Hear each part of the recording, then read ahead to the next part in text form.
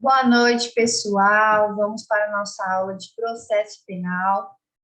Hoje o nosso assunto será sobre recursos. Vamos falar sobre os princípios recursais no Código de Processo Penal.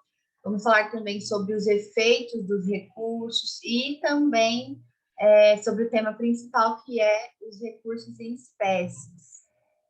Vamos aguardar aqui as pessoas irem entrando. Enquanto isso, eu vou abrindo aqui a tela para vocês. Diz se está tudo certinho, se dá para ver tudo certinho.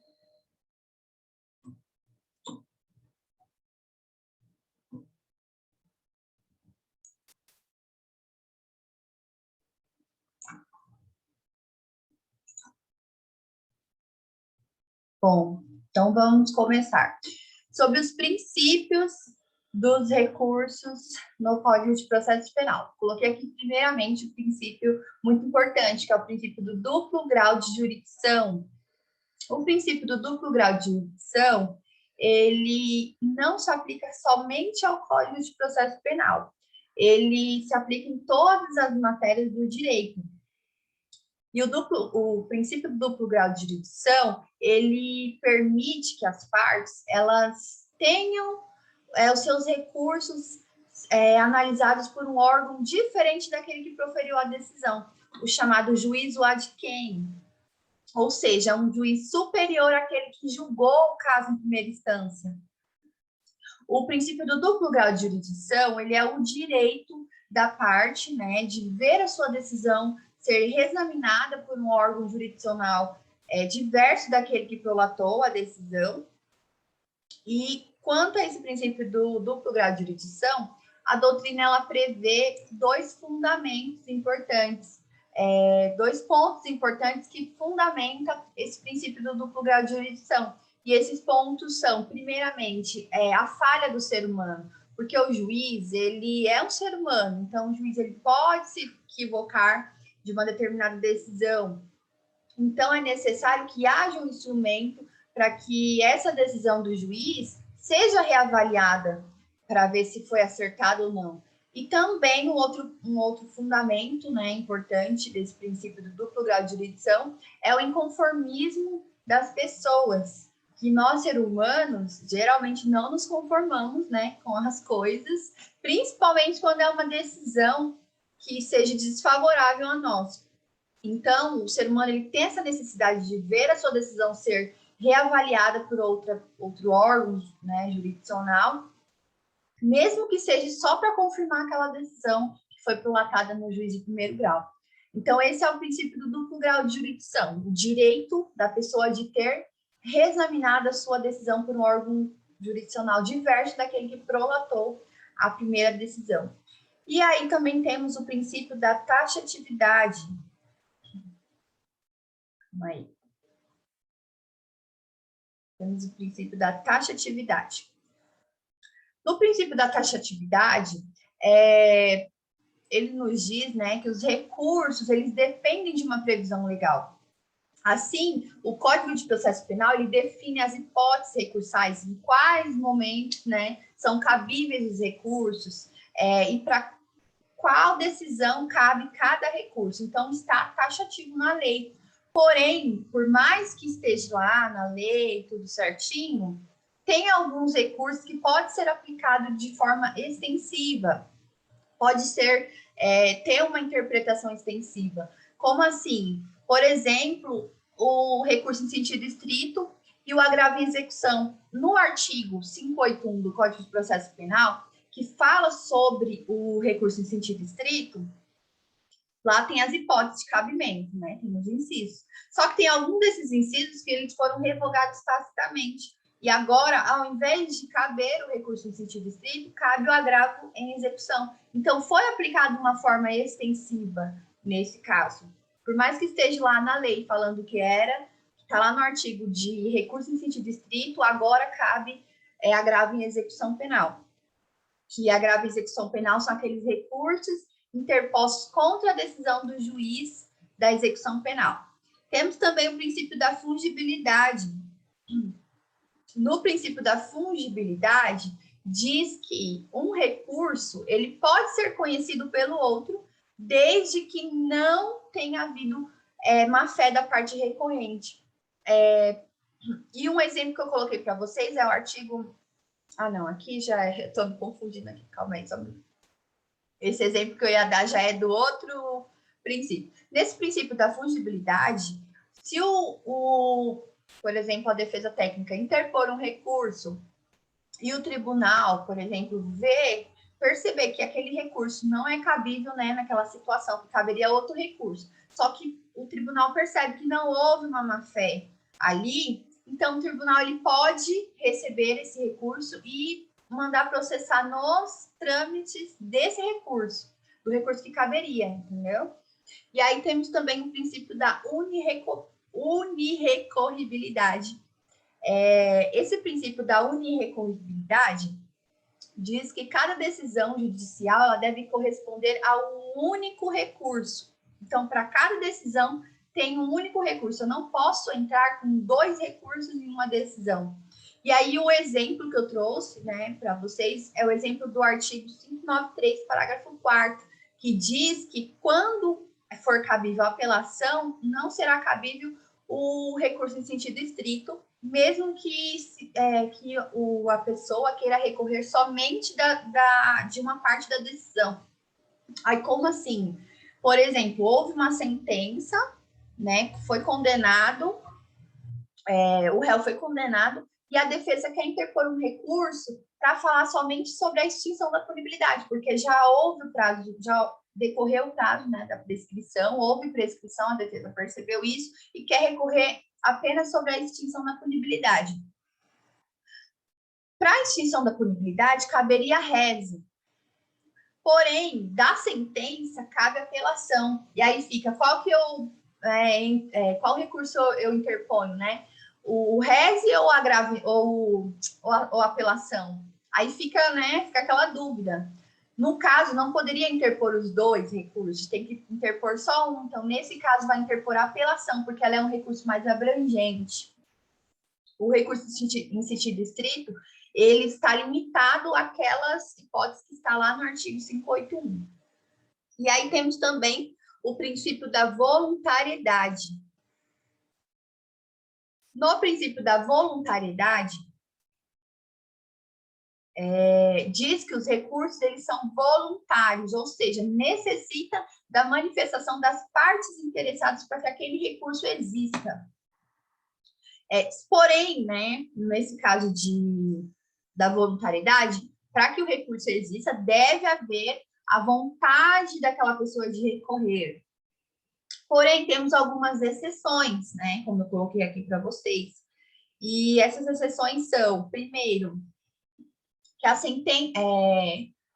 que o juiz ele pode recorrer, ele recorre, né, de ofício, cabe um recurso de ofício da sentença concessiva de habeas corpus, da decisão de reabilitação e também quando houver arquivamento do inquérito ou absolvição em crimes contra a economia popular ou contra a saúde pública.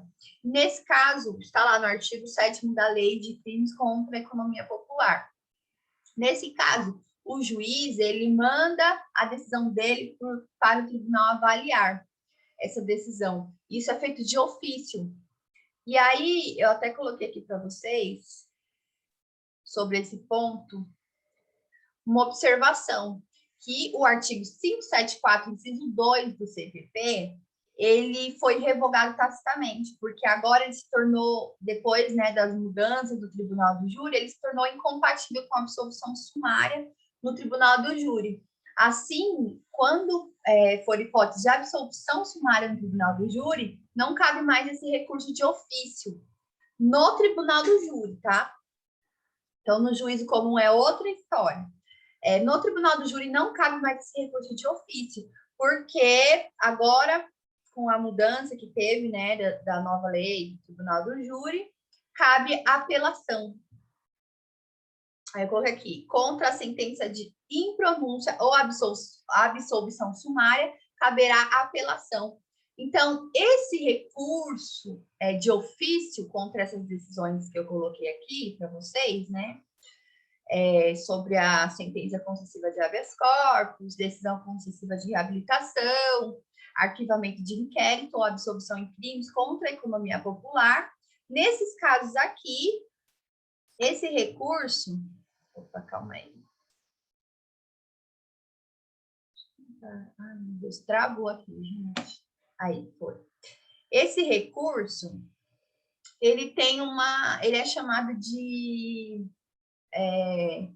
esse recurso de ofício, ele tem uma condição, ele tem uma natureza de condição, ou seja, para que ele tenha para que a sua decisão tenha eficácia, é condicionada que seja reavaliada por um órgão jurisdicional superior, que é o juiz ad quem. Então, enquanto o juiz ad quem ele não apreciar essa decisão ela não produzirá efeitos. Então, trata-se de uma condição suspensiva. Aí os recursos penais, né, são voluntários, em regra. Entretanto, no artigo 574, como eu falei, os recursos de ofício, eles são condicionados à validade da decisão judicial ao reexame da matéria pelo órgão, né, superior, de hierarquia superior. Então, significa, por exemplo, que a sentença concessiva de habeas corpus, ela impõe ao juiz, né, que prolatou a decisão, a obrigação de enviar essa decisão a um órgão superior para que ele faça o reexame necessário, ou seja, é uma remessa de ofício ao tribunal.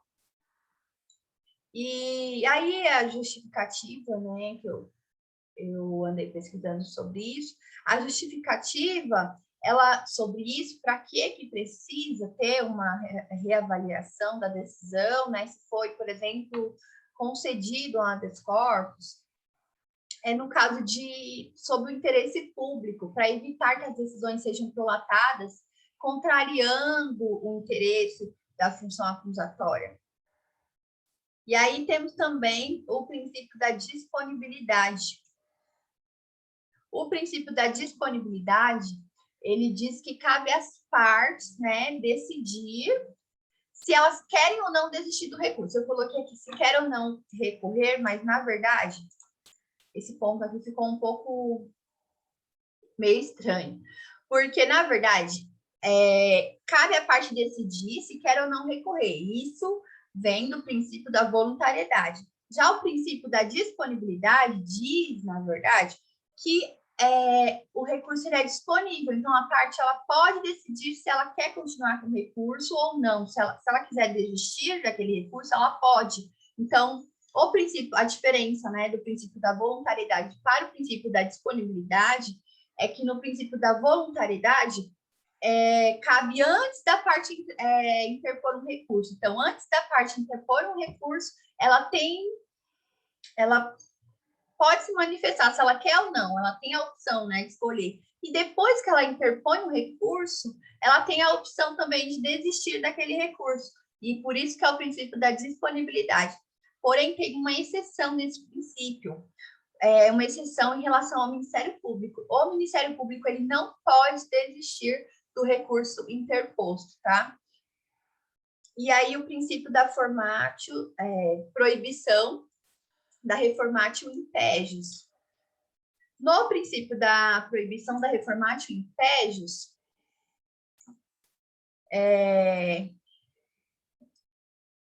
diz que em caso, né, de recurso exclusivo da defesa, é proibido a reforma do julgado de uma forma que piore a situação do réu.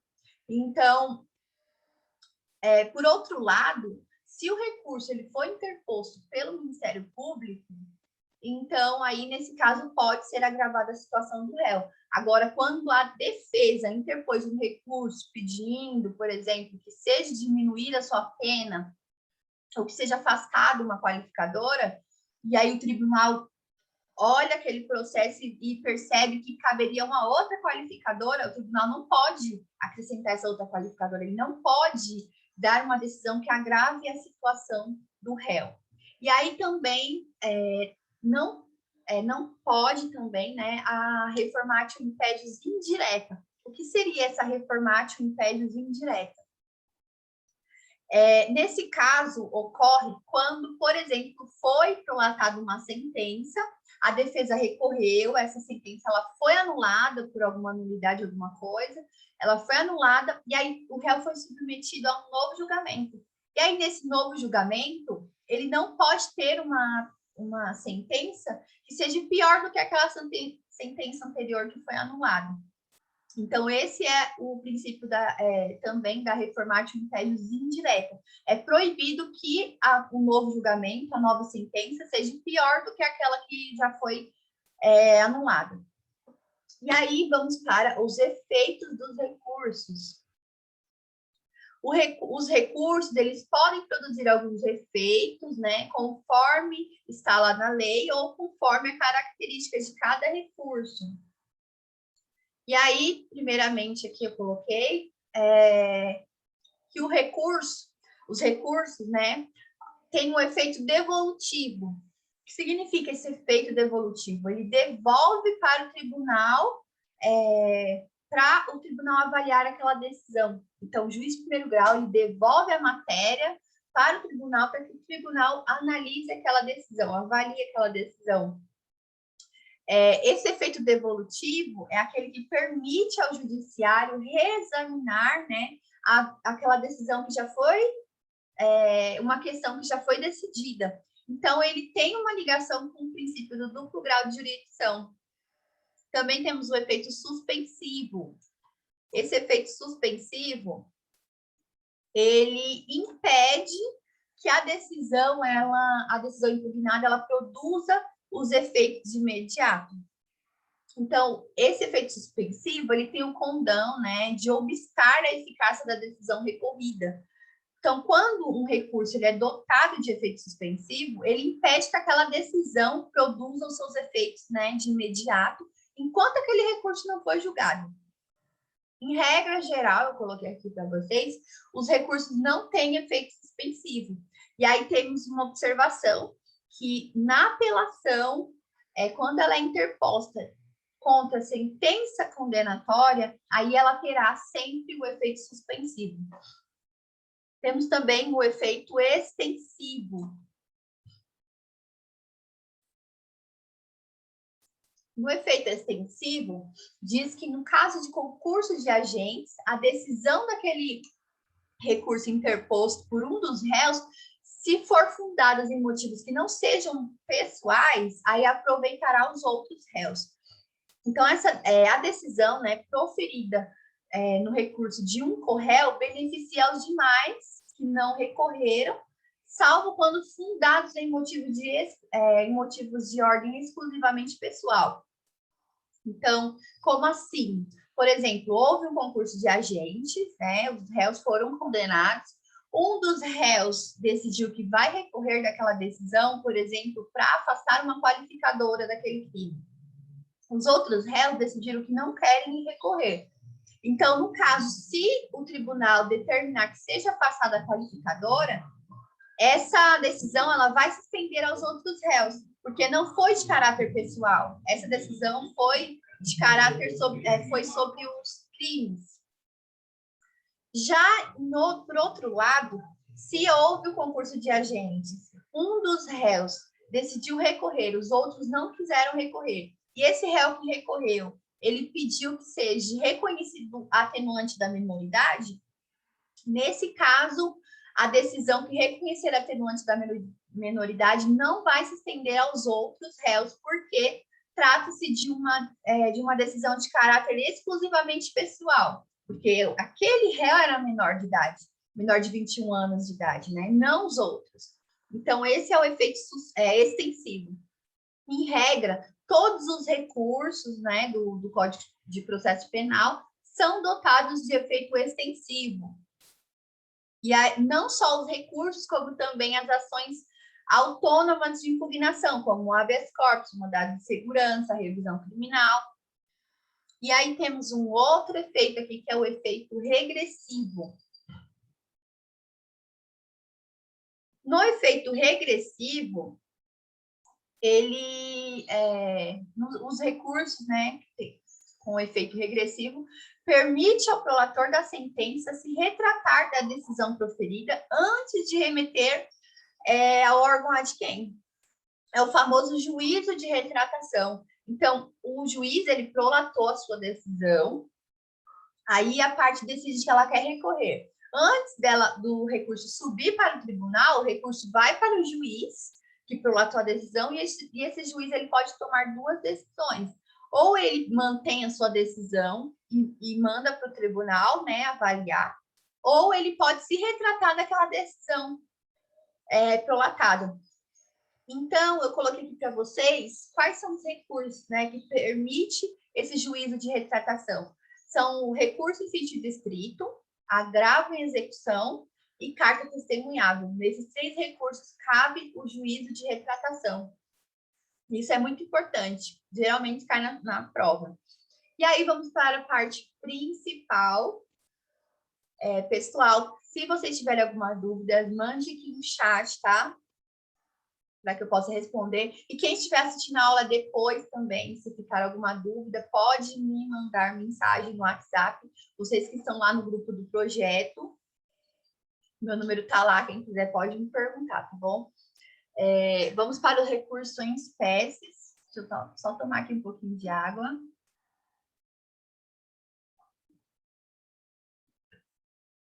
Primeiramente, nos recursos em espécies, vamos falar sobre o recurso em sentido estrito.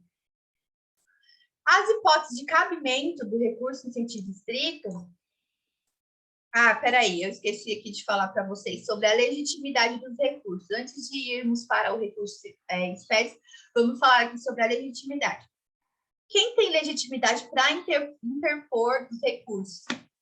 O artigo 577 do Código de Processo Penal, ele diz que o recurso ele poderá ser interposto pelo Ministério Público, pelo querelante, pelo réu ou pelo seu procurador ou defensor.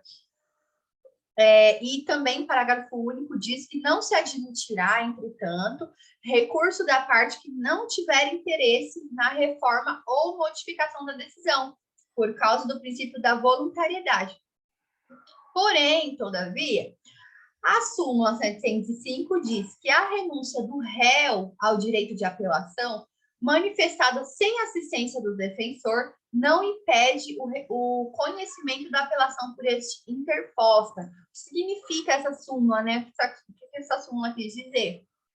Que no caso do réu que não quis recorrer, ele foi intimado, né, para recorrer da decisão, e aí ele foi lá e falou para o oficial de justiça que não tem interesse de recorrer, não quer saber de recorrer naquela decisão. Mas aí o seu defensor, pode ser um advogado particular, né, ou defensor público, ele acha que dá para recorrer e resolve que quer recorrer. E aí ele recorre.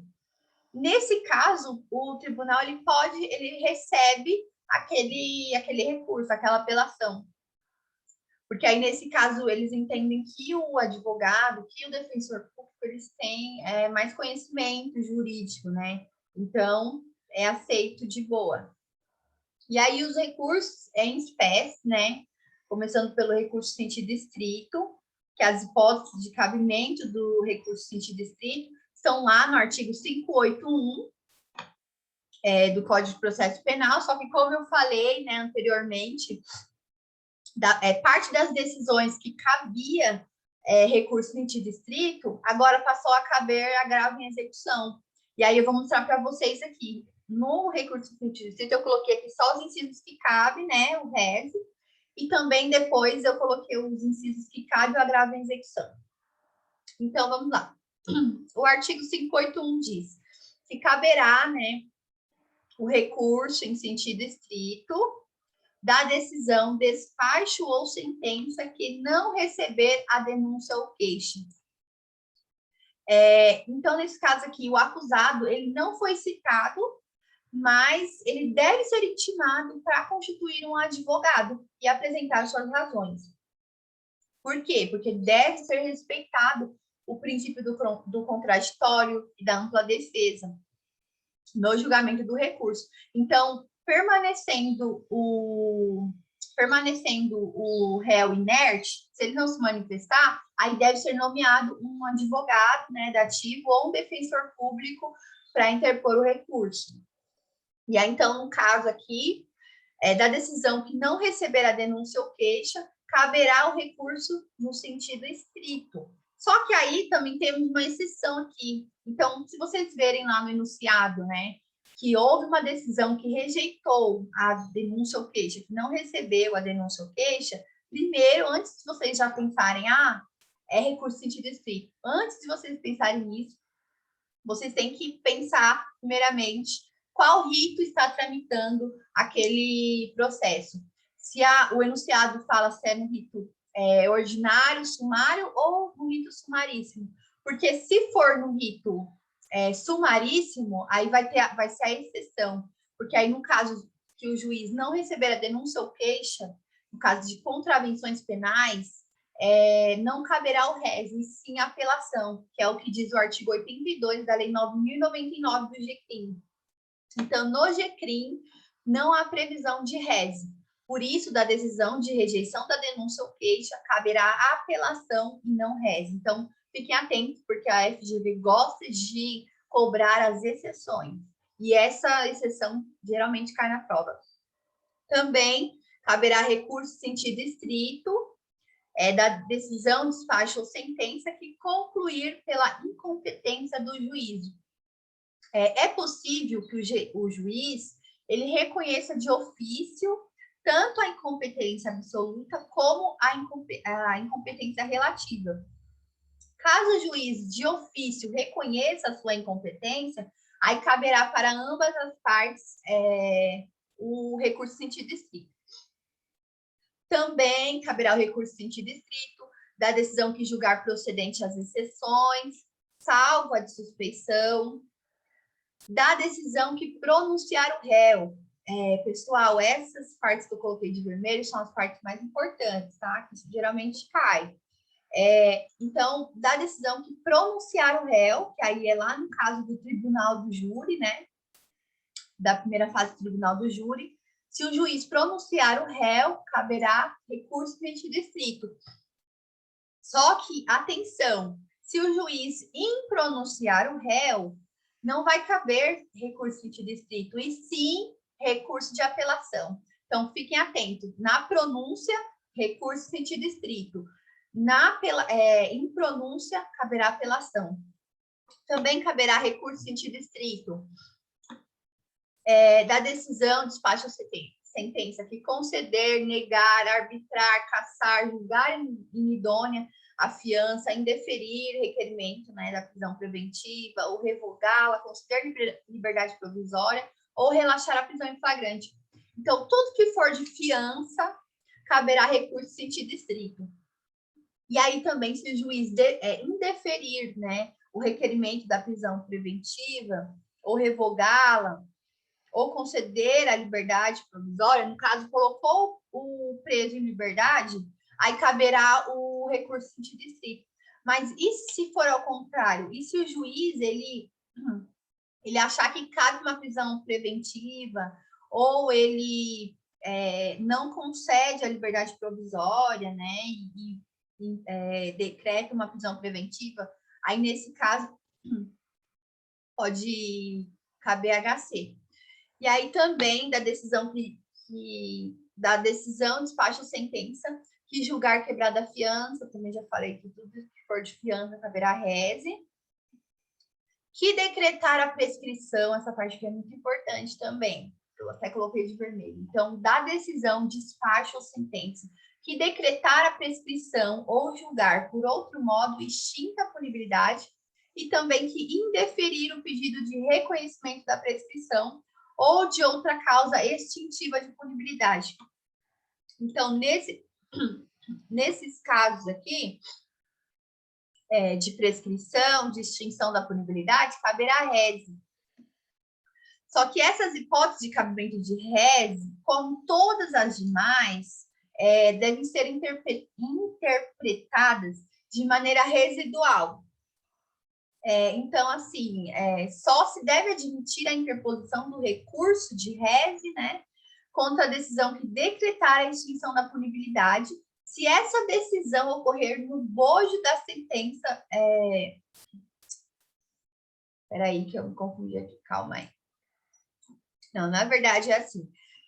Só caberá rese da extinção da punibilidade se essa decisão, né, de deferir ou indeferir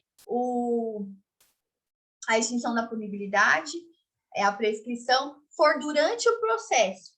Se for durante o processo, antes de haver uma sentença condenatória, aí caberá rese.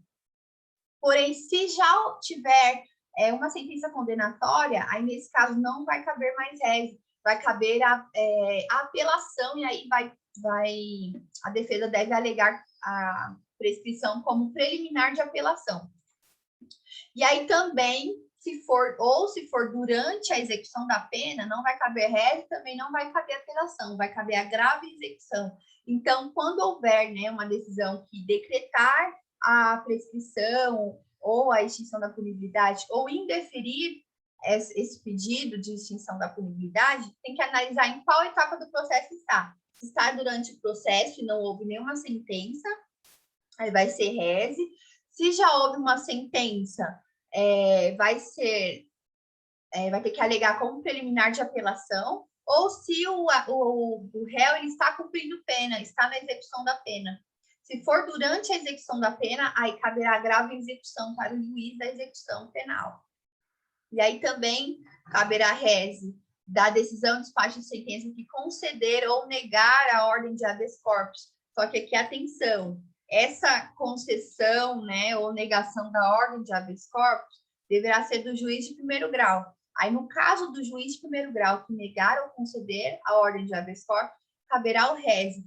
Porém, se for negado, se esse habeas corpus for denegado pelo tribunal, aí não caberá rese, caberá ROC, né? ROC, recurso ordinário constitucional. E aí também na decisão despacha a sentença que anular o processo da instrução criminal no todo ou em parte, que incluir jurado na lista geral ou desta incluir, no caso do tribunal do júri, e também que, mais uma coisa importante, que caberá rese da decisão que denegar a apelação ou a julgar deserta.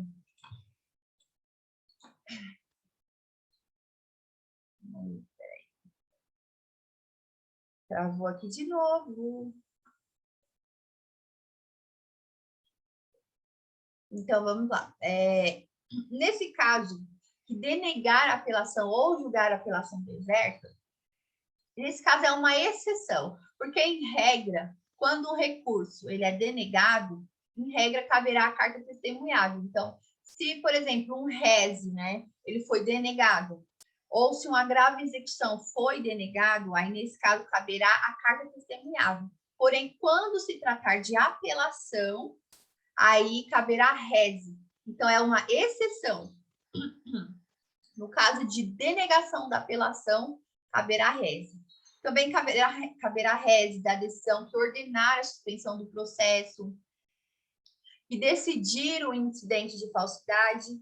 E aqui uma coisa muito importante que foi acrescentada, né, com o pacote anticrime, que caberá rese da decisão de despacho da sentença que recusar a homologação à proposta de acordo de não persecução penal, previsto no artigo 28 do CPP.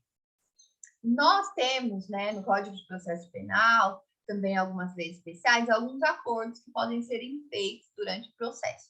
Temos o acordo de não persecução penal, temos a suspensão condicional do processo, temos o acordo de transação penal, também temos o acordo de colaboração premiada.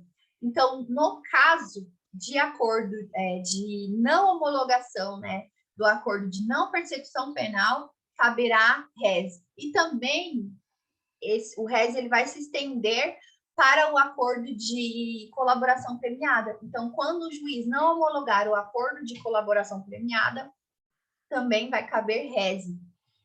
E aí, aqui, para vocês, eu coloquei as observações, né? Aqui são os artigos que antes cabia rese, mas agora cabe agravo e execução. Então, se vocês puderem depois pegar o seu código, né, o seu artigo 581, e grifar, por exemplo, de amarelo, todos os artigos que cabe o RES, que são os artigos em cima, que eu coloquei, né, para vocês. Vocês grifam de amarelo, por exemplo, para vocês saberem que ali cabe RES. E aí, nesses artigos aqui, que eu coloquei aqui, vocês podem grifar eles, por exemplo, de azul, porque são os artigos que são tratados agora com agravo em execução. E aí fica mais fácil para vocês diferenciar qual que é RES e qual que é agravo em execução. Eu fiz isso no meu código e deu super, super certo, tá? O prazo, né, do RES para interposição é 5 dias e para as razões ou contrarrazões é 2 dias. Só que aí temos também exceções.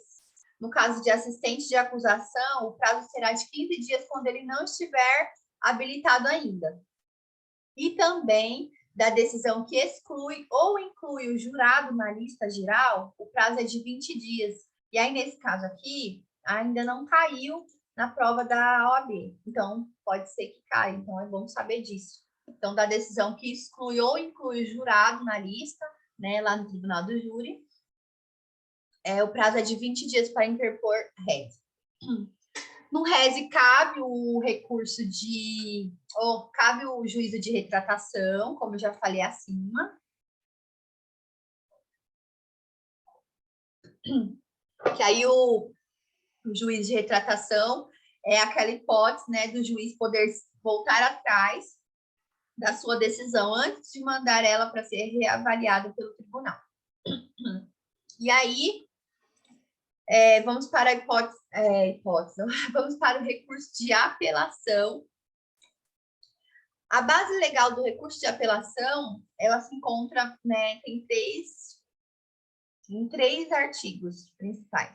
O artigo 593, que fala no caso de sentenças. No artigo 416, que é no caso do tribunal do júri. E também no artigo 82 da Lei 9.099, que é no caso de contravenções penais no GCRIM. Então, vamos ver um por um. Primeiro, caberá apelação, né? No artigo 593 diz que caberá apelação das sentenças definitivas de condenação ou absolvição proferidas pelo juiz singular ou tribunal do júri.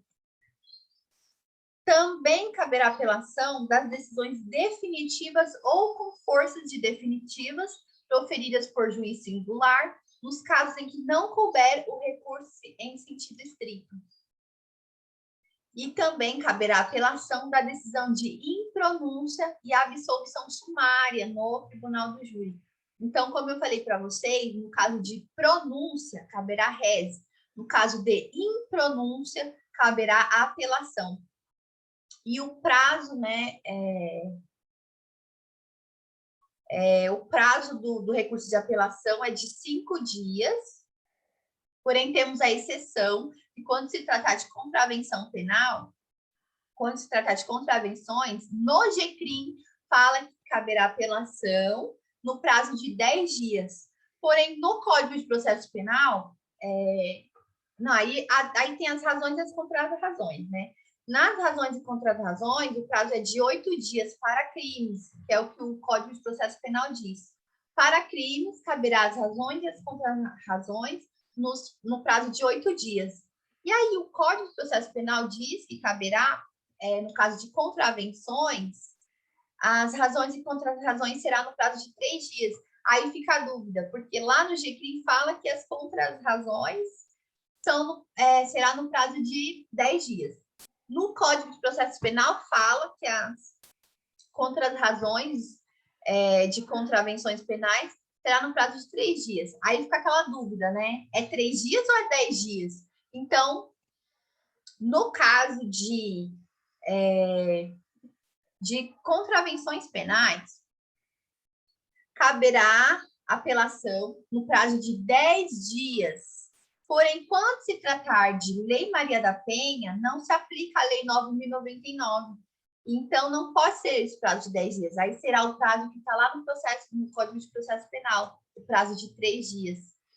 Então, resumindo para vocês aqui, que acho que ficou um pouco confuso, né? No GCRIM, no artigo 82 da Lei 9.099, diz que não tem, que caberá apelação da decisão de rejeição da denúncia ou queixa e da sentença. O prazo no GCRIM para interposição da apelação mais as razões são 10 dias. Já a contra-razões, em regra, são 10 dias também. Porém, temos a exceção, que quando se tratar de Lei Maria da Penha, não se aplica a Lei 9.099. E, por isso, deve levar em consideração o prazo de 3 dias que está lá no Código de Processo Penal. E aí, aqui, sobre as decisões, né, no Tribunal do Júri, também caberá apelação no prazo de 5 dias. Aí está aqui essas decisões das sentenças definitivas de condenação ou absolvição por juiz, né, singular das sentenças, das decisões definitivas ou com força de definitivas, das decisões do Tribunal do Júri quando, aí aqui é importante, essa letra D aqui, for a decisão dos jurados manifestamente contrária à prova dos autos. Então, por exemplo, no processo inteiro, o réu estava sendo acusado por um homicídio. E aí o réu confessou lá no Tribunal do Júri que ele realmente ele praticou, né, um homicídio, só que foi em legítima defesa e tal. E aí os jurados, eles absolvem o réu como se ele não tivesse cometido nenhum homicídio, nada. Como se não tivesse agido em legítima defesa, como se fosse inocente, por exemplo. Absolve o réu. E aí essa decisão dos jurados foram totalmente contrária à prova dos autos. E aí, nesse caso, caberá apelação. E aí o artigo 593, parágrafo 4º, que eu já falei dele lá em cima, mas eu vou falar aqui de novo, diz que quando cabível a apelação, não poderá ser usado o recurso em sentido estrito, ainda que somente de parte da decisão se recorra. Então, a apelação ela é um recurso mais abrangente. Então, quando for caso de sentença e couber apelação, eu não posso interpor um rese, entendeu? Não posso interpor os dois também, por causa do princípio da unirrecorribilidade. E aí, vamos para embargos de declaração. Os embargos de declaração, ele pode ser, né, opostos contra acórdão, contra sentença ou decisão no GCRIM. E para que serve os embargos de declaração? Os embargos de declaração servem para uma das partes, em caso de dúvida, pedir ao juiz ou ao tribunal que esclareça suas dúvidas em determinados aspectos, como se houve alguma dúvida, né, na decisão, se houve uma omissão, se o juiz deixou de falar alguma coisa que aquela defesa, aquela parte pediu que fosse reavaliada, e aí o juiz deixou de se manifestar sobre aquele determinado ponto, ou se houve uma obscuridade, ou se houve uma contradição, por exemplo, o juiz, na fundamentação, ele fundamentou de uma forma, e aí na decisão ele deu uma decisão totalmente diferente do que ele fundamentou. E aí, então, pode ser oposto um embargo de declaração. Aí eu coloquei aqui para vocês, né, as hipóteses que pode ser, que cabe os embargos de declaração, e aí uma observação que lá no artigo 619 e 620 do Código de Processo Penal está previsto que caberá embargo de declaração somente contra acórdão, né? Está lá que cabe embargo de declaração contra acórdãos. Porém, no artigo 382, diz que a sentença, que a parte pode pedir que o juiz declare a sentença. Se houver uma omissão, uma contradição, ou algum desses pontos acima, e aí é chamado de embarguinhos, porque também é embargo de declaração. Resumindo, cabe embargo de declaração da sentença de primeiro grau e também dos acórdãos, que os acordos proferidos pelos desembargadores. E aí o prazo dos embargos de declaração é de 2 dias, mas temos exceção quando se tratar de GCRIM, né, de contravenções penais. O prazo será de 5 dias. E aí quem pode opor o embargo de declaração? Qualquer das partes, incluindo o assistente da acusação que esteja habilitado nos autos. E umas observações que eu coloquei aqui para vocês, que não tem oportunidade de contra-razões. Então, o embargo de declaração serve somente para aquela pessoa que quer que seja sanada uma dúvida, uma omissão. Não precisa a outra parte ser intimada para contrarrazoar aqueles embargos. Só que temos uma exceção, que quando se tratar de embargos com efeito infringente, aí nesse caso a outra parte deverá ser intimada, né, para que se manifeste as suas contrarrazões. E aí, o que seria esses embargos infringentes e de nulidade? Para que eles servem? E aí eu coloquei aqui, quando a decisão do acordo for não unânime e for desfavorável ao réu, o mesmo pode pedir para que seja modificada essa decisão com base no voto vencido. Então, os embargos infringentes e de nulidade, eles são exclusivos da defesa, só cabem no tribunal em decisão colegiada de desembargadores, e os embargos eles só podem versar sobre o ponto de divergência do voto vencido. Aí, como assim? Por exemplo, os desembargadores, são 3 desembargadores, por exemplo, que vão reavaliar aquela decisão. 2 desembargadores entendem que deve haver a qualificadora, deve manter, né, a qualificadora, por exemplo, de um crime. Um desembargador entende que deve ser afastada aquela qualificadora. E aí, houve 2 votos contra 1. Então, esse desembargador que votou que deve ser afastada a qualificadora, ele teve o voto vencido contra os outros 2. E aí, a defesa, ela pode opor embargos, né, infringentes, pedindo que seja modificada essa decisão para que seja reconhecido o afastamento da qualificadora. Então, por isso que os embargos eles só podem versar sobre aquele ponto de divergência, ele não pode versar sobre toda a decisão, não, somente sobre aquele ponto de divergência. E aí, qual que é a diferença entre os embargos infringentes e os embargos de nulidade? Nos embargos infringentes, a divergência apontada, ela é sobre o mérito, sobre os fatos, né? Sobre, por exemplo, a diminuição da pena, o afastamento de uma qualificadora, de um aumento de pena. Já os embargos de nulidade, a divergência ela é processual, sobre uma nulidade que houve. Por exemplo, o prazo para os embargos, né, infringentes e de nulidade é de 10 dias para os 2. E aí temos o recurso, né, o agravo em execução, que está lá no artigo 197 da Lei de Execução Penal, e ele é cabível contra as decisões do juiz da execução penal. E aí eu coloquei aqui para vocês uns exemplos, né, de quando é cabível o agravo em execução. Então, da decisão que concede ou nega a progressão de regime, cabe agravo em execução, que determina a regressão do regime carcerário, a perda dos dias remidos, da decisão que indefere o pedido de unificação de penas, também da decisão que nega ou concede o livramento condicional, cabe agravo em execução. Também cabe agravo em execução da decisão que indefere o pedido de saídas temporárias, que concede ou nega o pedido de indulto, comutação, remissão, tudo que for em relação à pena, à execução da pena, caberá o agravo em execução. E esse agravo em execução, ele não tem efeito suspensivo, e o processamento dele será pelo mesmo processamento que o recurso em sentido estrito, que é o que diz a súmula 700 do STF. Então, o prazo é o mesmo, 5 dias.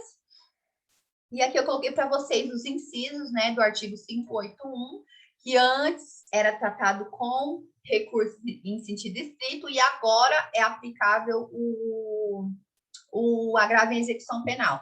E aí, se vocês puderem fazer o que eu falei, marquem esses incisos aqui de outra cor lá, para vocês saberem que agora cabe agravo em execução.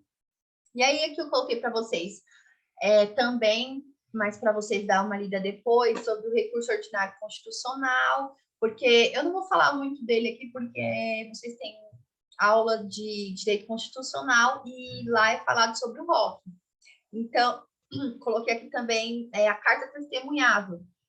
Na carta testemunhável, caberá, né, a carta testemunhável da decisão que denega ou nega seguimento ao recurso em sentido estrito ou agrava a execução. Ou no caso também de embargo de declaração. E aí a carta testemunhável não tem efeito suspensivo. Ela, aqui tem um ponto interessante, que ela é interposta perante o escrivão ou escrivão diretor ou secretário do tribunal. Então, a carta testemunhável, ela não é interposta para o juiz, não, ela é interposta para o escrivão ou o secretário do tribunal. E o prazo dela também aqui é diferente, é de 48 horas, tá? A partir daquela decisão que denegou o segmento do recurso. E a carta testemunhável, na verdade, ela não é um recurso, ela é uma ação autônoma de impugnação. E aí também coloquei aqui, né, o recurso especial para o STJ, recurso extraordinário para o STF, que esses recursos aqui vocês têm no direito constitucional. E aí vamos falar também agora, né, um recurso bem importante é a revisão criminal. Caberá a revisão criminal após o trânsito em julgado da sentença condenatória que for contrária ao texto expresso da lei penal ou à evidência dos fatos. Então, houve uma sentença, né, aquela sentença condenatória, transitou em julgado, porém, depois essa pessoa contratou um outro advogado, por exemplo, esse advogado deu uma olhada no processo e percebeu que houve que a decisão ela foi contrária ao que está na lei, ou foi contrária à evidência dos fatos, os fatos falavam uma coisa e foi julgado por outra, por exemplo. E aí cabe a revisão criminal. E também caberá a revisão criminal, no caso da sentença transitada em julgado, se ela se fundar em depoimentos, exames ou documentos comprovadamente falsos. Por exemplo, houve uma testemunha, né, que ela foi obrigada a mentir no depoimento dela. E aí, aquela pessoa, o réu foi condenado, a sentença transitou em julgado, e aí o advogado, aí essa testemunha resolve comparecer em juízo para dizer que foi obrigada a mentir no depoimento, que o réu ele é inocente, que ele não cometeu aquele determinado crime. E aí, o advogado do réu ele pode interpor, né, intentar uma revisão criminal para que aquela decisão seja reavaliada. E aí também caberá a revisão criminal quando, após a sentença, né, a sentença já transitou em julgado, se descobrirem novas provas de inocência do condenado ou de circunstância que determine ou autorize a diminuição da pena.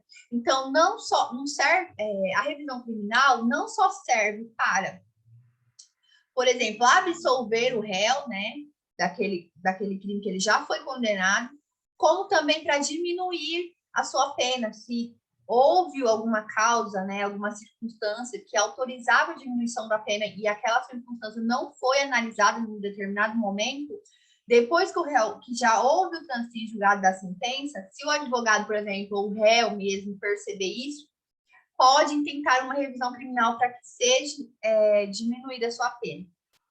E nesse caso aqui é só se houver novas provas, por exemplo. Não foi avaliado lá, não foi avaliado uma diminuição de pena no momento da sentença. E depois ele foi condenado. Nesse caso, não cabe a revisão criminal. Só vai caber se depois que ele já foi condenado, se já transitou em julgado, surgiu novas provas que cai uma diminuição de pena, que, por exemplo, afaste uma qualificadora. E nesse caso, se surgir novas provas, nesse caso, caberá a revisão criminal. E aí, uma observação que eu coloquei, né, umas observações, na verdade, é que a revisão criminal, né, ela é uma ação autônoma de impugnação e ela é exclusiva da defesa. Então, não cabe ao Ministério Público intentar uma revisão criminal. Também não cabe revisão criminal da sentença absolutória, somente da sentença condenatória transitada em julgado. E também é possível se intentar a revisão criminal até mesmo após o cumprimento da pena ou da morte do condenado. E aí, no caso da morte do condenado, quem tem legitimidade para intentar a revisão criminal pode ser o advogado, os ascendentes, descendentes, o cônjuge ou o irmão. E atenção, que a revisão criminal, ela não necessita de advogado, então não é obrigatório o advogado para intentar uma revisão criminal. O próprio réu, ele pode, se ele quiser, ou o seu ascendente, descendente, cônjuge, irmão, pode intentar a revisão criminal sem a presença do advogado. Então, o habeas corpus e a revisão criminal podem ser, né, pode ser intentado sem a presença do advogado. E aí, essa foi a nossa aula sobre recursos. Eu espero que vocês tenham gostado. Se ficou alguma dúvida, podem me perguntar. Também temos as questões para responder. Tem uma pergunta aqui. Fizeram uma pergunta aqui para qual juízo a revisão criminal ela deve ser, né? Deve ser intentada. Para qual juízo? Então, o juízo deve ser para o presidente, o juiz-presidente do tribunal que decretou aquela sentença condenatória. E aí, se ficou alguma dúvida, vocês me falem, tá? Pode me chamar lá. E sobre as questões, eu vou fazer uma outra aula para colocar as questões, porque a aula aqui ficou muito grande. Então, se vocês puderem também em casa responder as questões, respondam, tá todas com os comentários, isso ajuda muito. Muito obrigada pela participação de todos. Deixa eu fechar aqui. Agradeço pela participação de todos, é uma honra poder dar aula aqui nesse projeto. E é isso, gente. Fiquem com Deus. Beijo, beijo.